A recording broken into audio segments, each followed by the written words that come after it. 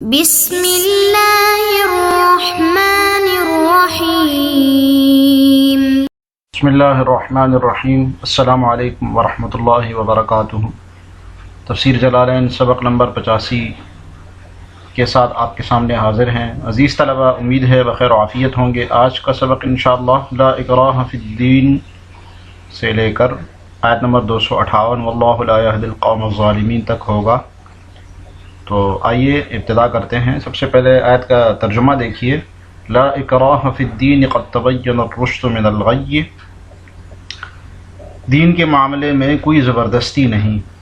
لا اکراہ فی الدین، دین میں زبردستی نہیں ہے کوئی جبر اور زور۔ لا اکراہ فی الدین، دین میں۔ قد تبین الرشد من الغی، کیونکہ ہدایت یقیناً گمراہی سے ممتاز ہو چکی ہے، کیونکہ یقیناً واضح ہو چکی ہے ہدایت گمراہی سے۔ تو عزیز طلباء، اس سے پہلے رسالت کا بیان ہو چکا، پھر قیامت کے احوال کچھ بیان کیے، اس کے بعد آیت الکرسی میں توحید کا دعویٰ دلائل کے ساتھ بیان ہوا۔ تو اب اسلام کی بنیاد ان تین چیزوں پر ہے، رسالت، بعث بعد الموت اور توحید۔ توحید، رسالت اور بعث بعد الموت کے اوپر ہے، ان تین چیزوں کی بنیاد۔ تو اب انہی تین چیزوں کو بیان کر کے بتا رہے ہیں کہ ان تین چیزوں کی جو سمجھ بوجھ رکھے گا تو وہ خود بخود اسلام میں داخل ہو جائے گا، اس کے اوپر کوئی زور زبردستی نہیں ہوگی۔ دوسرا یہ کہ یہ آیت جہاد سے متعلق ہے، کہ جہاد کا مقصد یہ نہیں ہے کہ کفار کو بزور شمشیر بزور تلوار مسلمان بنایا جائے، بلکہ جہاد کا مقصد دو مقاصد تو پیچھے گزر چکے، ایک دوسرے سپارے کے آخر میں اور بالکل ایک تیسرے سپارے کے شروع میں، کہ دنیا کو فتنہ فساد سے پاک کیا جائے، اور دوسری جگہ بھی قاتلوا حتی لا تکون فتنہ، اس سے پہلے گزر چکا تھا۔ تو جبر سے دین میں داخل جبر نہیں ہے، اکراہ نہیں ہے، کیونکہ دل اسی بات کو مانتا ہے جسے وہ اپنے اختیار سے پسند کرتا ہے۔ تو اسلام میں کسی کو جبراً مومن بنانے کی گنجائش نہیں ہے کہ اس کو مجبور کیا جائے۔ اس کے سامنے دلائل رکھے جائے توحید کے، رسالت کے، اور یہ دکھایا جائے کہ اسلام تو سراپا خیر ہے۔ جب اسلام ہدایت گمراہی سے اس کے سامنے واضح ہو جائے گی اور وہ ادنا سا تأمل بھی کرے گا اسلام کی خوبیوں پر اور کفر کی برائیوں پر، تو اس کو سمجھ میں آ جائے گی اور انسان اپنی رضا اور رغبت سے اسلام قبول کرنے پر آمادہ ہو جائے گا۔ تو اسی کا بیان ہے یہاں سے۔ تفسیر دی کہ لا اکراہ فی الدین علی الدخول فیہ، دین میں کوئی زبردستی نہیں ہے۔ کہاں پر زبردستی نہیں ہے؟ اس کے احکامات کی بات نہیں ہو رہی، اس کی مکلفات ہونے کی بات نہیں ہو رہی، بلکہ علی الدخول فیہ، اس کے داخل ہونے میں۔ اور ایک سوال کا جواب بھی دیا جا رہا ہے۔ سوال یہ ہوتا ہے کہ اسلام کے تو بہت سارے احکامات بڑے ٹھوس ہیں، کہ روزہ نہ رکھنے پر وعیدیں ہیں، اور نماز پڑھنے پر سخت وعیدیں ہیں، اور اسلامی حکومت ہو تو نماز تارک الصلاۃ کو جیل میں بند کرنے کا بھی حکم ہے، اور سزائیں ہیں نافرمانی کرنے پر، زنا کرنے سے جو منع کیا گیا ہے۔ تو اکراہ تو ہوا، تو اس کا جواب دیا کہ علی الدخول فیہ، اور داخل ہونے میں کوئی زبردستی نہیں ہے۔ جب داخل ہو گئے پھر مکلف ہو گئے، اب احکامات کو ماننا پڑے گا۔ لیکن وہی بات کہ ایک بندے کے سامنے اسلام کی وحدانیت واضح ہو جائے تو وہ دل سے پھر اسلام کو پسند کر کے اسلام میں داخل ہو جاتا ہے۔ قد تبین الرشد من الغی، البتہ تحقیق واضح ہو گیا، ہدایت کا راستہ گمراہی سے ممتاز ہو چکا ہے۔ ای ظہر بالآیات البینات، یعنی کہ ظاہر ہو گیا واضح نشانیوں سے ظاہر ہو گیا۔ تو صورت طبیان کی صورت کیا ہے کہ واضح نشانیاں جب آ گئی اسلام کی تو اس نے ظاہر کر دیا اس کو گمراہی سے۔ گمراہی کو کہتے ہیں ان الایمان رشد والکفر غی، کہ ایمان ہدایت ہے اور کفر گمراہی ہے، یہاں پر سن لے کہ اکراہ لا اکراہ آیا نا، تو اکراہ کا مطلب ہے کسی پر جبر کرنا، کسی پر زبردستی کرنا، یہ مصدر ہے، ٹھیک ہے. اکراہ، باب الاکراہ آپ نے پڑھا بھی ہوگا ہدایہ میں. نزلت فی من کان له من الانصار اولاد اراد ان یکرہہم علی الاسلام. بیان شان نزول، شان نزول کا بیان ہے کہ یہ آیت نازل ہوئی انصار میں سے کسی شخص کے بارے میں جس کی اولاد تھی اور وہ چاہتا تھا کہ وہ زبردستی ان کو اسلام میں داخل کرے. تو دو واقعات آتے ہیں اس کے شان نزول کے بارے میں. ایک آتا ہے کہ مدینہ کی مشرکہ عورتوں کی جو اولاد نہیں ہوتی تھی نا، تو وہ نظر مانتی تھی کہ ہمارے یہاں اگر اولاد ہوئی تو ہم اسے یہودی بنا کر یہودیوں کے سپرد کر دیں گے. اس طرح بہت سارے بچے یہودیوں کے پاس چلے گئے. لیکن جب یہ لوگ مسلمان ہو گئے اور انصار بنے تو نبی صلی اللہ علیہ وسلم نے بنو نذیر کے ساتھ مڑ بیڑ ہوئی اور ان کو جلا وطن کرنے کا حکم دیا گیا. تو اس وقت انصار نے پھر ان بچوں کی یہود سے مطالبہ کیا کہ وہ ہمارے حوالے کر دیں تاکہ ہم ان کو اپنے زیر اثر مسلمان بنا لیں. اس پر یہ آیت نازل ہوئی. دوسرا واقعہ جو زیادہ صحیح ہے اس کے بارے میں انصار کے قبیلے کے شخص تھے، ابو حسینی نام تھا اس کا. یہ خود مسلمان تھا لیکن اس کے 2 بچے تھے، یہ نصرانی تھے.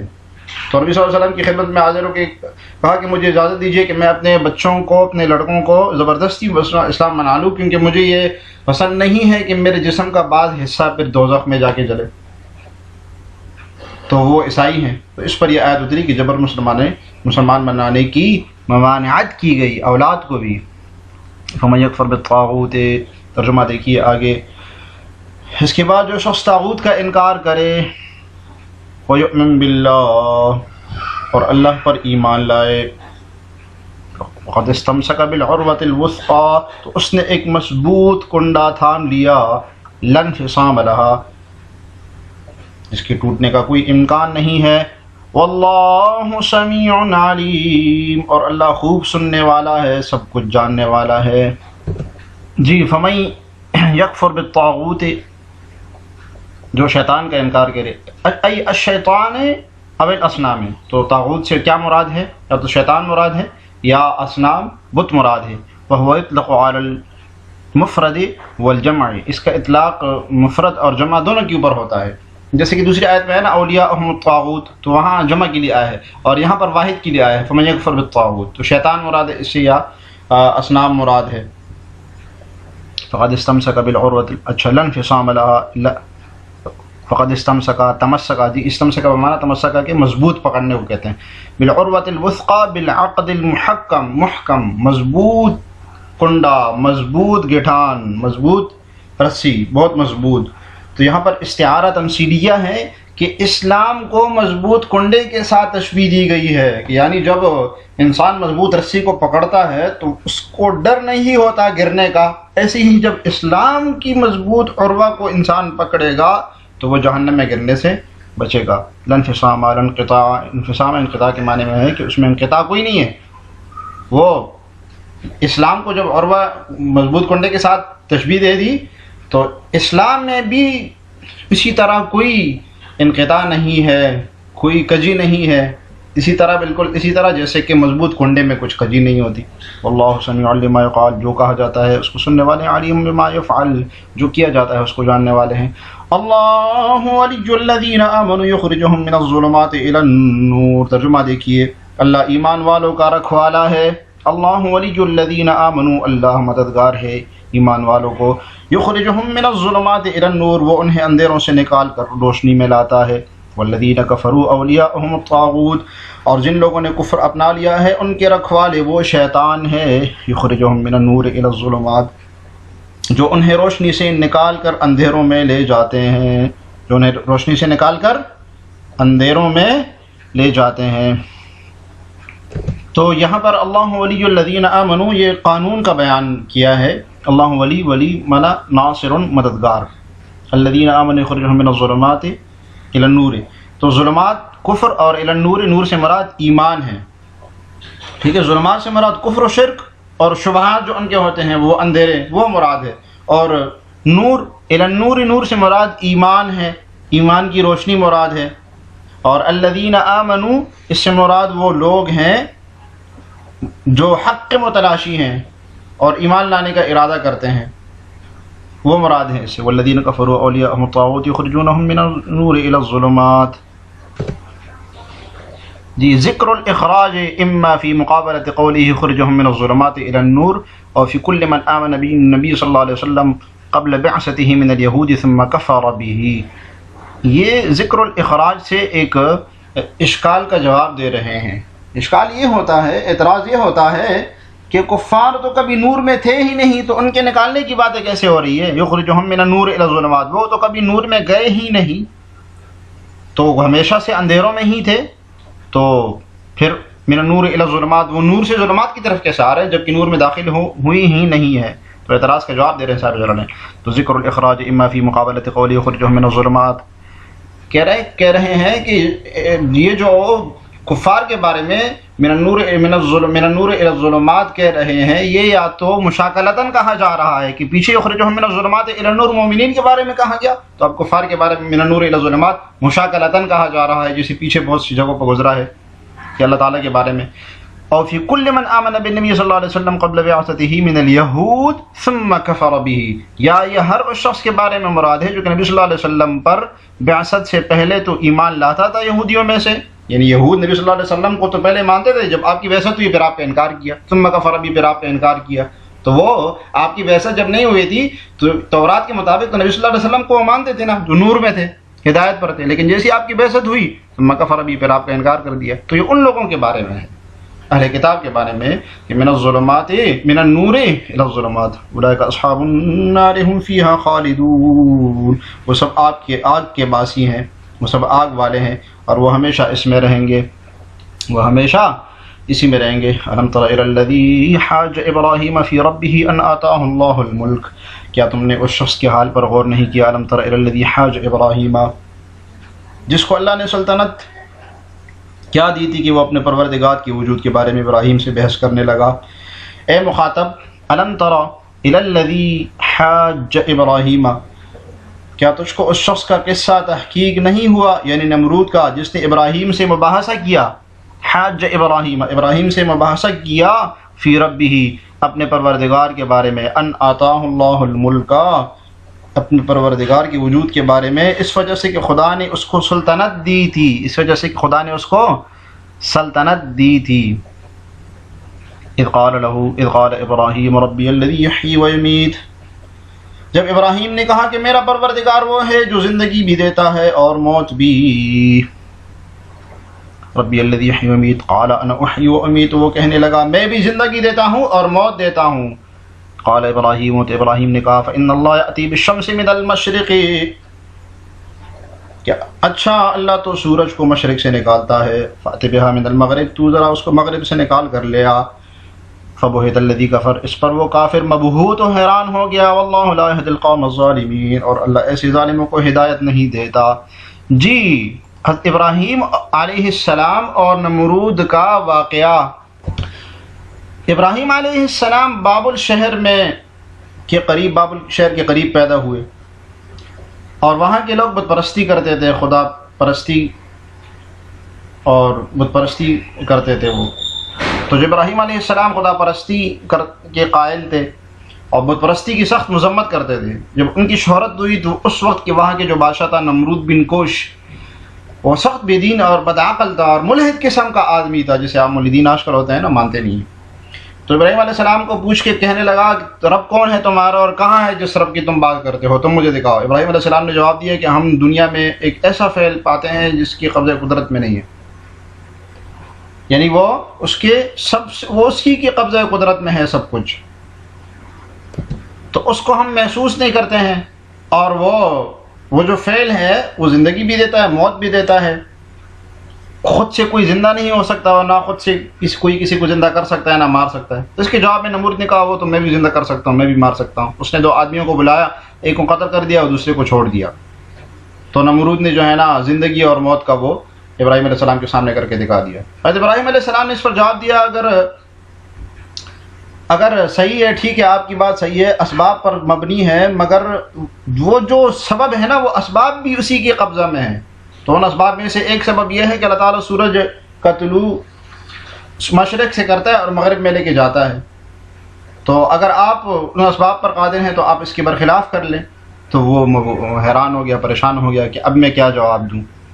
تو یہ مختصر سا کچھ واقعہ تھا. تفسیر دیکھتے ہیں. الم تر الی الذی حاج جادلا، جھگڑنے لگا. حاج سے مراد یہاں پر وہ والا یعنی حق حاصل کرنے کے لیے نہیں بلکہ جنگ و جدال والا ہے.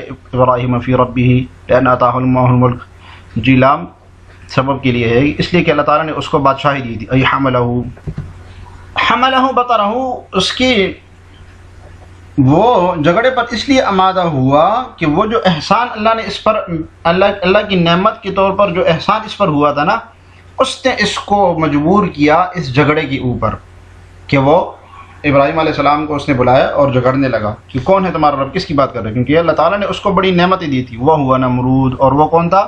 وہ نمرود تھا. تو یہ ابن کنعان تھا، خود کو ابن کنعان کا بیٹا کہتا تھا کہ میں کنعان کا بیٹا ہوں، لیکن حاشیے میں لکھا ہے کہ یہ ابن الزنا تھا، یہ ولد الزنا تھا. اور یہ پہلا شخص تھا جس نے اپنے سر پر تاج رکھا تھا اور ربوبیت کا دعویٰ اس نے کیا تھا، اور پوری زمین پر جو ہے نا بادشاہت کا دعویٰ کرتا تھا. یہ ابراہیم وہ نمرود اذ، یہ بدل من حاج، حاج کیا جھگڑنے لگا، اب یہ بدل ہے. اذ قال له ابراہیم لما قال له من ربک، جب ابراہیم علیہ السلام نے اس سے کہا، کس کے جواب میں؟ اس کے جواب میں جو اس نے کہا تھا. کیا کہا تھا؟ لما قال له من ربک الذی تدعون الیہ، کون ہے تیرا رب وہ جس کی طرف تو ہمیں بلاتا ہے. ٹھیک ہے، تو اس نے ابراہیم علیہ السلام کو بلا کے کہا تھا نمرود نے کہ وہ تمہارا رب کون ہے جس کی طرف تم ہمیں بلاتے ہو، بتاؤ ذرا. تو ابراہیم علیہ السلام نے وہ بتوں کو توڑا تھا نا، بتوں کو توڑ دیا تھا اور کہا کہ وہ بڑے والے بت نے توڑ دیا اس کے ہاتھ میں کلہاڑی لگا کے. تو جب لوگوں نے کہا کہ وہ بت کیسے توڑ سکتا ہے، تو کہا اب بھی تم نہیں سمجھ رہے ہو کس کی عبادت کر رہے ہو. تو اللہ تعالیٰ کی وحدانیت کا وہاں دعویٰ کیا تھا ابراہیم علیہ السلام. تو اس کے بارے میں اس نے پوچھا کون ہے جس کی طرف تم ہمیں بلاتے ہو. ابراہیم علیہ السلام نے کہا تھا ربی الذی یحیی و یمیت، میرا رب وہ ہے جو کہ زندہ کرتا ہے اور موت دیتا ہے. یخلق الحیات، یعنی اس نے حیات مطلب اس کا یہ جنس سے حیات اور جنس سے موت تھی. یہ کہہ کے یخلق الحیات کہ اس نے زندگی کو پیدا کیا، والموت اور موت کو پیدا کیا، فی الاجساد جسموں میں، یعنی وہ اس کی تخلیق کرنے والے خالق ہیں اس کا. قال، تو وہ کہنے لگا ہوا وہ نمرود، انا احیی امید، میں بھی زندہ کرتا ہوں، میں بھی مارتا ہوں، بالقتل والعفو عنہ، لوگوں کو قتل کر کے، صورت احیاء اور صورت ممات. ٹھیک ہے، یہ لف نشر غیر مرتب ہوگا. بالقتل یعنی مارتا ہوں قتل کر کے، والعفو عنہ اور معاف کرتا ہوں، معاف کر زندہ ہونے کی صورت کیا ہے کہ ان کو معاف کر دیتا ہوں. اور اب ودعا برجلین، دو آدمیوں کو بلایا اس نے، فقتل احدہما، ایک کو قتل کر دیا، وترک الاخر، اور دوسرے کو چھوڑ دیا.